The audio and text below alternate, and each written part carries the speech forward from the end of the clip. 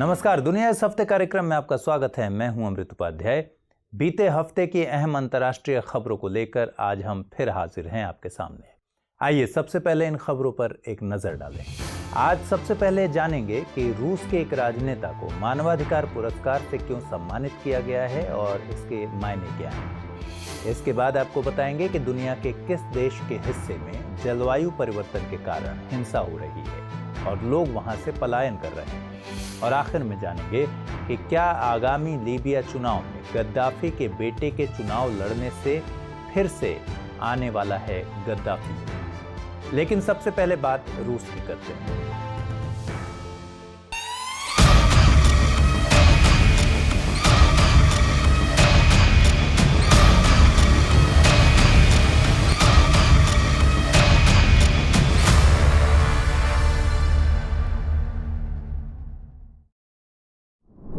Only action against corruption can solve the world's biggest problems। मतलब कि दुनिया की सबसे बड़ी समस्याओं का अगर समाधान चाहते हैं तो इसका एक ही रास्ता है, भ्रष्टाचार पर चोट की जाए। ये कहना है रूस के जाने माने राजनेता और अभी खासा चर्चा में रहने वाले अलेक्जेई एनाटोलिया नवलनी का। अब आप पूछेंगे कि नवलनी कौन है और ये चर्चा में क्यों है, और सबसे बड़ा सवाल कि नवलनी भ्रष्टाचार की बात क्यों कर रहे हैं। आइए इस पूरे मामले पर बात करते हैं। आपने सुना होगा कि चीन के मौजूदा राष्ट्रपति शी जिनपिंग ने अपनी तानाशाही के बलबूते जीवन भर राष्ट्रपति रहने का जुगाड़ कर लिया है। शायद इसी राह पर चलते हुए चीन के पड़ोसी देश रूस के राष्ट्रपति पुतिन ने भी वही रास्ता चुना और हाल ही में उन्होंने भी एक ऐसा कानून पास किया जिससे 2036 तक उनके राष्ट्रपति बने रहने का रास्ता साफ हो गया। हालांकि पुतिन की तानाशाही किसी से छिपी हुई नहीं है। जब से वो सत्ता में आए हैं तब से विवादों में रहे हैं। करीब 20 सालों से वो सत्ता में बने हुए हैं। यही वजह है कि रूस के अंदर उनके कई मुखर विरोधी पैदा हो गए हैं। वकील से एक्टिविस्ट बने अलेक्जेई नवलनी 2008 में पहली बार तब चर्चा में आए जब उन्होंने एक ब्लॉग के जरिए रूस की राजनीति में भ्रष्टाचार को उजागर करना शुरू किया। इस दौरान वो बार बार रूस की सरकार के खिलाफ प्रदर्शन करते रहे। 2011 में उन्होंने FBK नामक एंटी करप्शन फाउंडेशन की नींव डाली। यह संस्था एक NGO के तौर पर काम करने लगी और शीर्ष पर बैठे राजनेताओं के भ्रष्टाचार के मामले उजागर करने लगी। लेकिन इन सब का सरकार पर कोई खास असर नहीं पड़ता देख नवलनी ने सोशल मीडिया की तरफ रुख किया। इसने 2013 में एक YouTube चैनल की शुरुआत की जिस पर वो लगातार पुतिन विरोधी प्रचार करते रहे। मौजूदा वक्त में 60 लाख से ज्यादा लोग इस चैनल के सब्सक्राइबर हैं। इस चैनल के शुरू होने के बाद रूस में नवलनी को काफी मकबूलियत मिली। लोग सड़कों पर इनके समर्थन में उतरने लगे और यहीं से पुतिन के माथे पर चिंता की लकीरें खींचने लगी। इससे व्लादिमीर पुतिन कितना घबरा गए इसका अंदाजा इस बात से लगाया जा सकता है कि 2018 में नवलनी को पुतिन के खिलाफ चुनाव लड़ने से रोक दिया गया। पुतिन निजी तौर पर नवलनी के मामलों में दिलचस्पी लेने लगे। 2020 में एक यात्रा के दौरान धोखे से नवलनी के शरीर में जानलेवा नोविचोक नाम का एक रसायन भी डालने की कोशिश की गई, लेकिन वो बच गए। इसका सीधा आरोप पुतिन प्रशासन पर लगा, लेकिन सरकार इसे नकारती रही।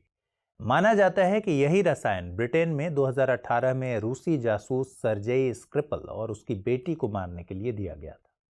बात तब ज्यादा बिगड़ गई जब इसी साल फरवरी में नवलनी को रूस की पुलिस ने गिरफ्तार किया। तब से वो जेल में है।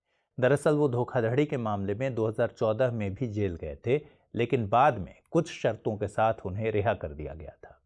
लेकिन मॉस्को की एक कोर्ट ने शर्तों के उल्लंघन के मामले में उन्हें फिर से 2.5 साल की सजा सुनाई है। हालांकि इस कवायद को राजनीति से प्रेरित माना जा रहा है, लेकिन उनके जेल में रहने के दौरान कुछ ऐसा हुआ जिसने पुतिन सरकार को चिंता में डाल दिया है।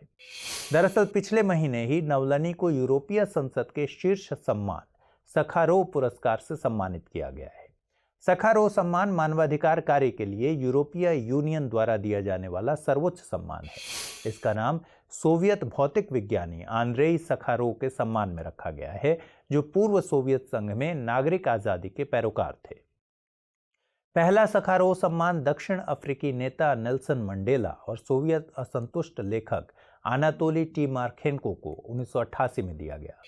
मंडेला ने 27 और मार्केंको ने 20 साल जेल में गुजारे थे। यह पुरस्कार खास तौर पर राजनीतिक लेखकों, पत्रकारों, वकीलों, लेखकों और सिद्धांतों की खातिर सजा काट रहे कैदियों को दिया जाता है। अब सवाल है कि इन सब के मायने क्या है। जानकार बताते हैं कि नवलनी को मानवाधिकार सम्मान से सम्मानित करने से व्लादिमीर पुतिन को धक्का लगा है। इस सम्मान के मिलने का मतलब है कि नवलनी पर रूसी सरकार द्वारा की गई कार्रवाइयां गलत थीं और सब कुछ एक आज़ाद आवाज़ को दबाने की कोशिश मात्र थी। इसलिए रूसी सरकार को अपने अड़ियल रवैये में नरमी लानी चाहिए और नवलनी को रिहा कर देना चाहिए। अमेरिका ने भी नवलनी का समर्थन करते हुए रूसी सरकार की कार्रवाई को गलत बताया है। हालांकि पुतिन प्रशासन ने इस सम्मान को ये कहकर खारिज कर दिया कि यह यूरोपीय संघ हमेशा रूस के विरोधियों को सम्मानित करता रहा है, इसलिए इस पुरस्कार का कोई मतलब नहीं है।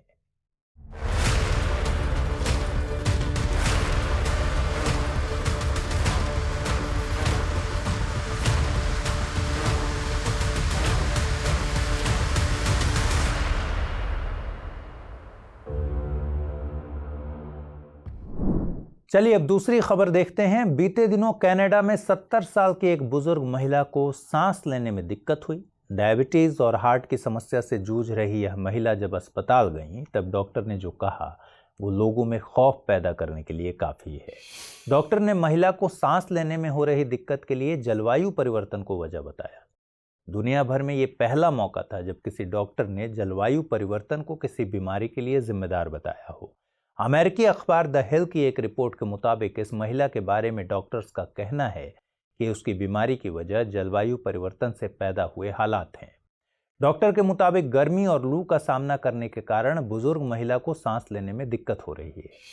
ये तो बात हो गई कि जलवायु परिवर्तन आपको किस तरह बीमार कर रहा है, कैसे दुनिया भर में बढ़ते तापमान के कारण लोग बीमारियों का सामना कर रहे हैं। लेकिन आपसे ये कहा जाए कि दुनिया में जलवायु परिवर्तन के चलते हिंसक घटनाएं हो रही हैं, तो क्या आप यकीन करेंगे?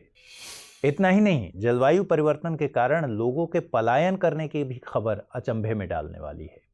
संयुक्त राष्ट्र के मुताबिक लाखों लोग अफ्रीका के साहेल इलाके से दूसरे क्षेत्रों में जा रहे हैं ताकि वे अपनी जिंदगी को बेहतर तरीके से जी सकें। बात सिर्फ साहेल क्षेत्र की ही नहीं है, बल्कि पूरा अफ्रीका ही जलवायु परिवर्तन से दो चार हो रहा है। यही वजह है कि जलवायु परिवर्तन के कारण दूसरे महादेशों के बरक्स अफ्रीका ज्यादा खबरों में रहता है। इसलिए आज बताएंगे कि आखिर बढ़ती हिंसक घटनाओं के लिए जलवायु परिवर्तन कैसे जिम्मेदार हो सकता है। समझेंगे कि जलवायु परिवर्तन के कारण लोगों के पलायन के क्या मायने हैं। साथ ही ये भी जानेंगे कि अफ्रीका जलवायु परिवर्तन का ज्यादा शिकार क्यों हो रहा है। दरअसल अफ्रीका में बढ़ती हिंसक घटनाओं को जलवायु परिवर्तन से जोड़कर देखा जा रहा है। इस खतरनाक घेरे में फंस जाने वाला एक इलाका है साहेल। ये सहारा रेगिस्तान के दक्षिणी हिस्से में पड़ता है। यह इलाका अटलांटिक महासागर से लेकर लाल सागर तक फैला हुआ है। इसमें सेनेगल, मॉरिटानिया, माली, बुर्किना फासो, नाइजर, नाइजीरिया, चाड, सूडान और इरिट्रिया जैसे देश आते हैं। अब यहाँ की समस्या को जानिए। इस इलाके में व्यवस्थागत समस्याएं हैं, मतलब ऐसी समस्याएं जो सिस्टम की नाकामी के चलते पैदा हुई हैं, जैसे कि नागरिक असंतोष, कमजोर संस्थान, भ्रष्टाचार, पर्याप्त भोजन और पानी की कमी। मानो ये सब समस्याएं एक दूसरे को निगल जाना चाहती हैं। ग्लोबल थिंक टैंक IEP यानी institute for economics and peace की हालिया रिपोर्ट के मुताबिक अफ्रीका के वे 3 इलाके जो सामाजिक स्तर पर ढह जाने का सबसे ज्यादा खतरा झेल रहे हैं, उनमें एक इलाका अफ्रीकी भूमि का सबसे पूर्वी विस्तार हॉर्न ऑफ अफ्रीका और साहेल की पट्टी है जो मॉरिटानिया से सोमालिया तक फैली है। ये तो जग जाहिर है कि यह क्षेत्र अफ्रीका का सबसे पिछड़ा और गरीब इलाका है, लेकिन जलवायु परिवर्तन के कारण यहाँ के प्राकृतिक संसाधन लगातार बर्बाद हो रहे हैं, जिसके चलते उनकी मौजूदगी बहुत कम रह गई है। ऐसे में इन इलाकों में प्राकृतिक संसाधनों पर कब्जा करने को लेकर यहाँ के जातीय समूहों में लड़ाई छिड़ गई है। पानी, भोजन, जानवरों के चारे और दुर्लभ संसाधनों पर एक तरह की प्रतियोगिता पैदा हो गई है। इससे वहां सामाजिक अशांति पैदा हो गई है। साहेल क्षेत्र में एक चरवाहा समुदाय है जिसका नाम है फुलानी। इस इलाके में चारे की किल्लत होने से ये चरवाहे अपने मवेशियों के साथ दक्षिणी हिस्से जैसे कि घाना जैसे देशों में चले गए हैं ताकि खाद्य जरूरतों को पूरा किया जा सके। लेकिन अब फुलानी और घाना के कृषक समुदायों के बीच टकराव पैदा हो गया है। IEP ने भी अपनी रिपोर्ट में इस बात की तस्दीक की है। रिपोर्ट ने एक और चौंकाने वाला खुलासा करते हुए कहा कि घटते सिकुड़ते संसाधनों को लेकर स्थानीय विवादों और टकरावों का फायदा उठाकर कई आतंकी गुटों ने इस इलाके में घुसपैठ कर लिया है। इससे भी साहेल इलाका हिंसा का अखाड़ा बन गया है। अब इसकी दूसरी दिक्कत भी जान लीजिए। एक तरफ इस इलाके में प्राकृतिक संसाधन सिकुड़ रहे हैं और उन्हें हासिल करने के लिए हिंसक घटनाएं हो रही हैं, तो दूसरी तरफ यहां से बड़े पैमाने पर लोगों का पलायन भी जारी है। संयुक्त राष्ट्र के मुताबिक सिर्फ 2020 में अफ्रीका से 5 करोड़ से ज्यादा लोगों को पलायन करना पड़ा। रिपोर्ट की माने तो जलवायु परिवर्तन के कारण होने वाले संघर्ष के चलते ये लोग पलायन कर रहे हैं। दिक्कतें सिर्फ इतनी नहीं है। विश्व मौसम विज्ञान संगठन की एक हालिया रिपोर्ट से पता चला कि अफ्रीका में केवल 3 पहाड़ ग्लेशियरों से ढके हैं। माउंट केनिया मासिफ, युगांडा में रवेंजोरी पर्वत और तंजानिया में माउंट किलिमंजारो। रिपोर्ट ने इतना तक कहा कि मौजूदा वक्त में उनके पिघलने की दर वैश्विक औसत से ज्यादा है और 2040 तक ये पूरी तरह पिघल जाएंगे।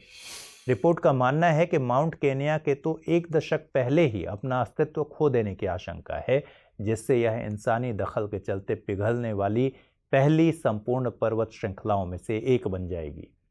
यही वो हालात हैं जिनके कारण लोग पलायन करने को मजबूर हुए हैं। अगर जलवायु परिवर्तन के कारणों पर अध्ययन करेंगे तो पाएंगे कि इस वैश्विक समस्या को पैदा करने में अफ्रीकी देशों का बहुत ही कम हाथ रहा है। लेकिन विडंबना देखिए कि यही वह महादेश है जिस पर इसका सबसे ज्यादा और गहरा असर भी पड़ रहा है। यही वजह है कि हालिया वर्षों में अफ्रीका उच्च तापमान, सूखा, बारिश के बदलते पैटर्न और बाढ़ जैसी दिक्कतों से ज्यादा परेशान रहा। जलवायु परिवर्तन के कारण मौसमों में बार बार बदलाव देखा जा रहा है। तापमान बढ़ने और बारिश के बदलते पैटर्न के चलते अफ्रीका के खेतों की उर्वरता भी कम हो रही है। इसका असर वहां के लोकल लेवल पर खाद्य उपलब्धता पर पड़ रहा है। संयुक्त राष्ट्र के मुताबिक 2030 तक अफ्रीकी महाद्वीप में कोई ऐसा इलाका नहीं बचेगा जहां गरीबी चरम सीमा पर न हो। करीब 12 करोड़ लोग ऐसे होंगे जिन्हें सूखे, बाढ़ और अत्यधिक गर्मी के हालात का सामना करना पड़ेगा। अनुमान ये भी है कि 2050 तक उप सहारा अफ्रीका में जलवायु परिवर्तन के कारण वहां की जीडीपी में 3% तक की कमी आ सकती है। इससे जलवायु अनुकूलन की राह में गंभीर चुनौतियां पैदा हो सकती हैं, क्योंकि इससे 2 बातें हो रही हैं। एक तरफ पर्यावरण की स्थिति बिगड़ रही है और दूसरी तरफ प्रभावित होने वाले लोगों की तादाद लगातार बढ़ रही है। ऐसा माना जा रहा है कि भविष्य में महाद्वीपीय स्तर पर उत्पादन में कमी के चलते खाद्य आयात और सहायता पर अफ्रीका की निर्भरता और बढ़ेगी। उधर कई अफ्रीकी देशों में हाल के सूखे ने पूरे महाद्वीप में ऊर्जा सुरक्षा और आर्थिक विकास दोनों पर बुरा असर डाला है। ऐसा माना जा रहा है कि भविष्य में जलवायु परिवर्तन अफ्रीका को और तेजी से प्रभावित करेगा। इसकी बड़ी वजह है कि अफ्रीका की अनुकूलन क्षमता बेहद कम है। दूसरी वजह है कि जलवायु परिवर्तन से निपटने के लिए अफ्रीका के पास कोई साधन नहीं है। जलवायु परिवर्तन से जुड़ी सूचनाओं और इससे निपटने के लिए जरूरी टेक्नोलॉजी को हासिल करने के मामले में अफ्रीका बहुत पीछे है। इसकी वजह है कि यहाँ के ज्यादातर देश गरीब हैं और गरीब देशों को जलवायु वित्त देने के वायदे विकसित देशों ने अब तक पूरे नहीं किए। ऑक्सफोर्ड यूनिवर्सिटी के वैज्ञानिकों के एक शोध में कहा गया है कि अफ्रीका में ग्लोबल वार्मिंग यानी तापमान बढ़ने के कारण हरी भरी जमीन मरुस्थल में बदल सकती है। नेचर पत्रिका ने शोध के हवाले से दावा किया कि कालाहारी मरुस्थल की रेत बढ़ते तापमान और जलवायु परिवर्तन के कारण दूसरे क्षेत्रों में भी फैल सकती है। कुल मिलाकर देखा जाए तो जलवायु परिवर्तन से अफ्रीका के तेजी से प्रभावित होने की आशंका है। इन प्रभावों को पहले से ही महसूस किया जा रहा है और अगर वैश्विक कार्बन उत्सर्जन को कम करने की राह में कोई प्रगति नहीं हुई तो हालात और भी खराब हो जाएंगे।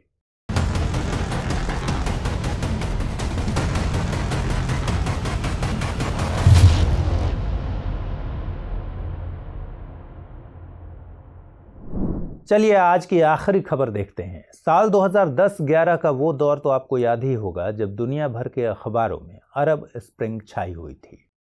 अभी भी अरब अहाते के किसी देश में अगर सत्ता में बैठे लोगों के खिलाफ कोई जन आंदोलन होता है तो हमारे जहन में अरब स्प्रिंग का नाम जरूर आता है। आए भी क्यों ना। 2010-11 में छोटे से देश ट्यूनीशिया से शुरू हुई अरब स्प्रिंग ने ऐसे आंदोलन खड़े किए कि दशकों से सत्ता में बैठे तानाशाहों को अपनी गद्दी छोड़नी पड़ी। अरब स्प्रिंग का ये असर बाद में ट्यूनीशिया से मिस्र, सीरिया और फिर लीबिया में भी देखा गया।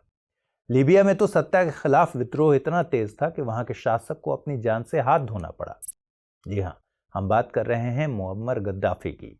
जाहिर है कि आपके दिमाग में यह सवाल उठ ही रहा होगा कि आज हम अरब स्प्रिंग, मुअम्मर गद्दाफी और लीबिया पर चर्चा क्यों कर रहे हैं।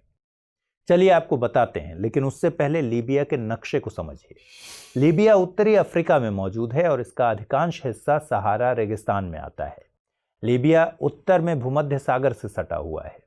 बात करें इसके आसपास के देशों की तो इसकी सीमा उत्तर पश्चिम में ट्यूनीशिया, पश्चिम में अल्जीरिया, दक्षिण में नाइजर और चाड, दक्षिण पूर्व में सूडान और पूर्व में मिस्र से लगी हुई है।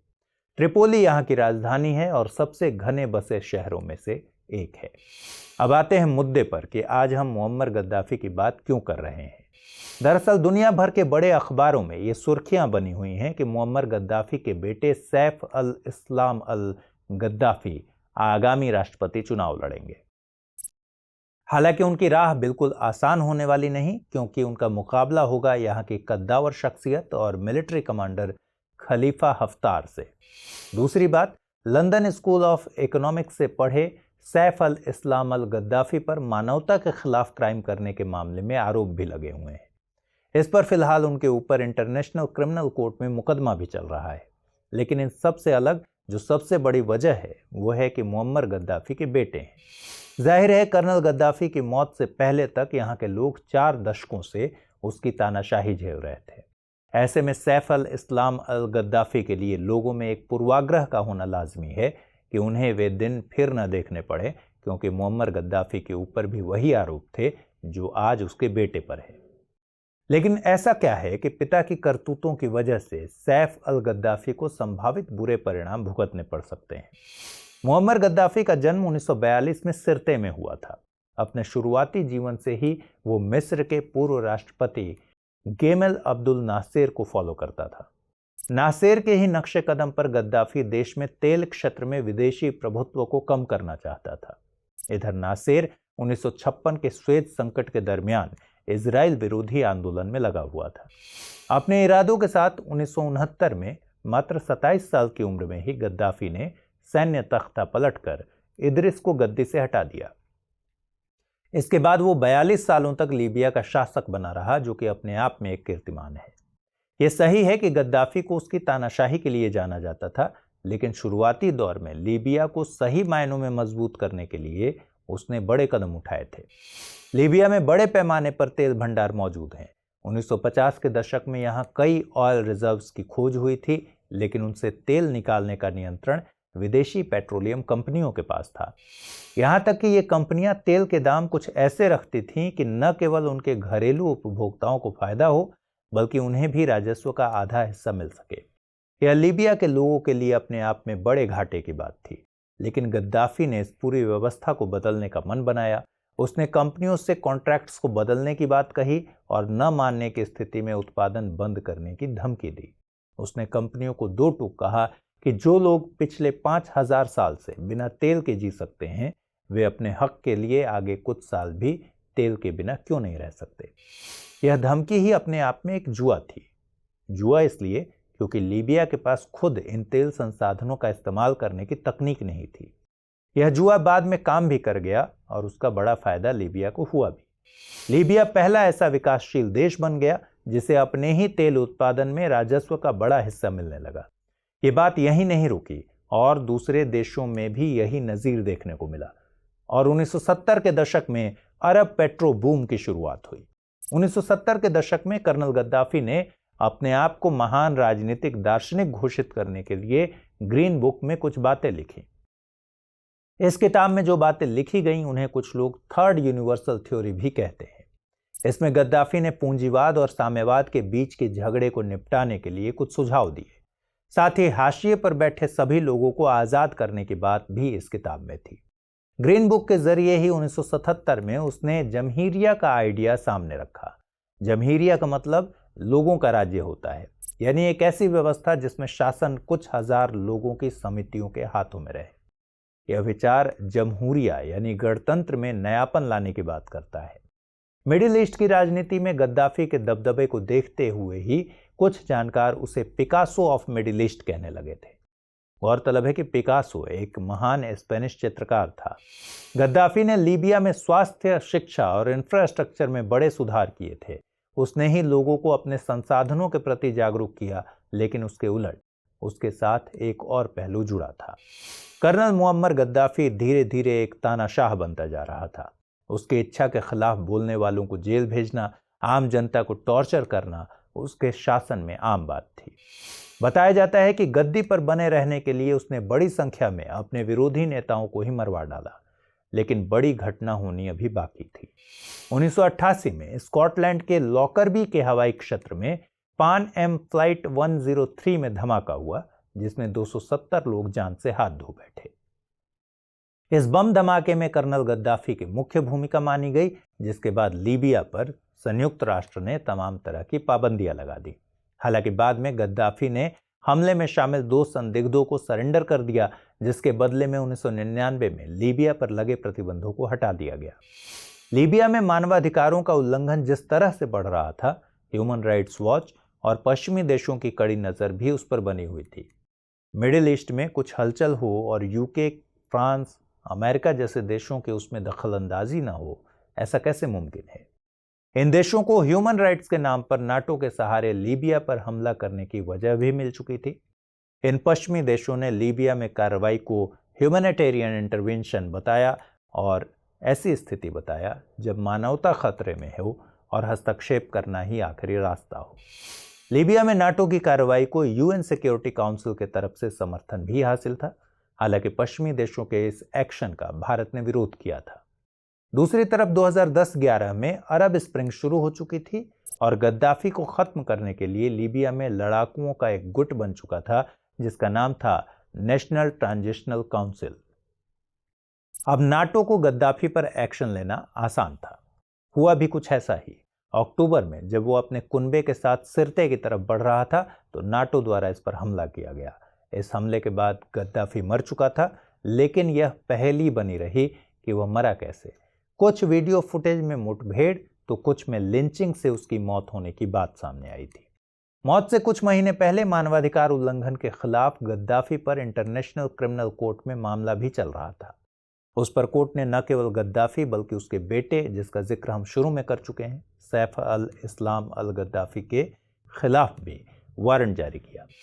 ऐसा भी बताया जा रहा था कि विरोध शुरू होने से पहले गद्दाफी सत्ता परिवर्तन करना चाहता था और शायद वो अपने बेटे को ही इसकी कमान सौंपता। कुछ जानकारों के जहन में सैफ अल इस्लाम अल गद्दाफी की छवि उसके पिता के मुकाबले कुछ बेहतर है। इसकी वजह है पश्चिमी देशों के साथ मिलकर लीबिया में सुधार करने की उसकी इच्छा। लेकिन कर्नल गद्दाफी का जैसा पहले खौफ रहा, यहाँ के लोग अपने दिमाग से वो छवि नहीं मिटा पा रहे हैं। 2011 के बाद से यहाँ जिस तरह से गृहयुद्ध जैसा माहौल बना, उसी का नतीजा है कि लीबिया अभी भी संयुक्त राष्ट्र की शांति प्रक्रिया से गुजर रहा है। आइए अब जल्दी से नोट करते हैं आज की तीनों खबरों से जुड़े हुए क्या सवाल बनते हैं। पहला सवाल है, यूरोपियन यूनियन का सखारोव पुरस्कार क्या है? रूसी कार्यकर्ता अलेक्जेई नावल्नी को यह पुरस्कार क्यों मिला? वर्णन कीजिए।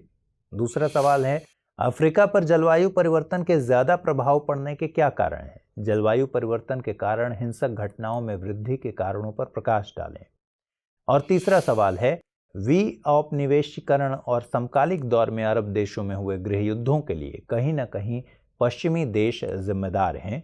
टिप्पणी कीजिए। तो फिलहाल दुनिया इस हफ्ते कार्यक्रम में इतना ही। अगले एपिसोड में मुलाकात होगी नए मुद्दों के साथ। तब तक के लिए ख्याल रखिए। नमस्कार।